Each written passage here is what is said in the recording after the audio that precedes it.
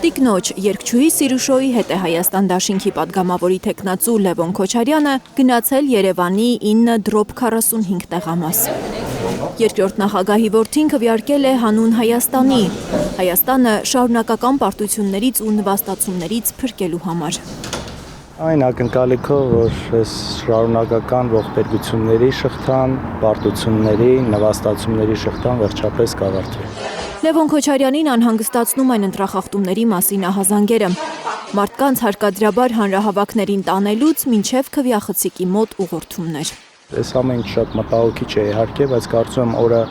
ամփոփելուց հետո արդեն ավելի կոնկրետ օրվա հետ կապված գնահատական կտանք, որովհետև ընտրախախտումները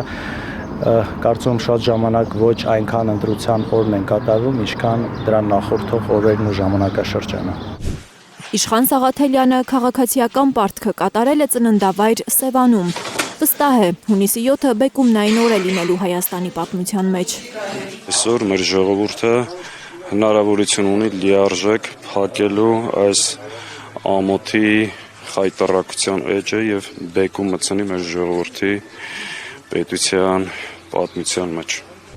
Հունիսի 8-ին արժանապատիվ Հայաստանում արթնանալու համար է քվեարկել Հայաստան դաշինքի պատգամավորի թեկնածու Արթուր Սարգսյանը։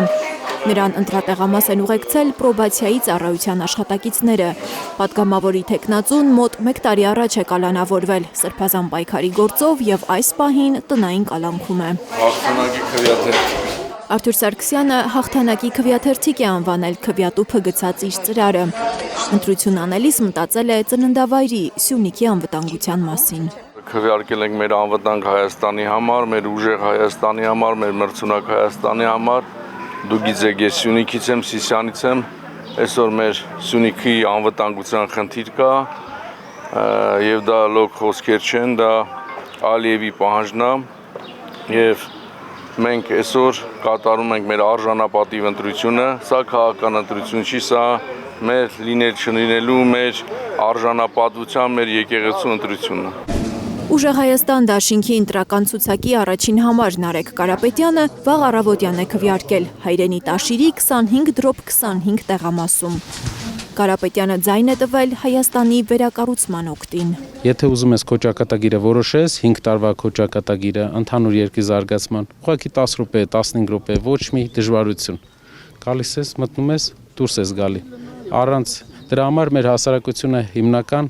կարևոր մի գործ ունի։ Այսօր բոլորը գնան ընտրեն իրենց ցանկությամբ, բայց մասնակցեն ընտրության։ Դա շատ կարևոր է։ Կնոջ ու երեխաների հետ է քվեարկության գնացել ուժեղ Հայաստան դաշինքի երկրորդ համարը Արամ Վարդևանյանը։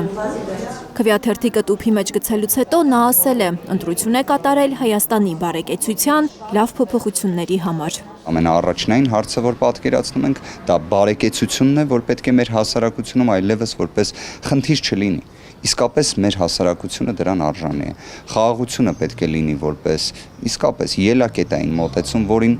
իրապես հավատում ենք եւ նույնիսկ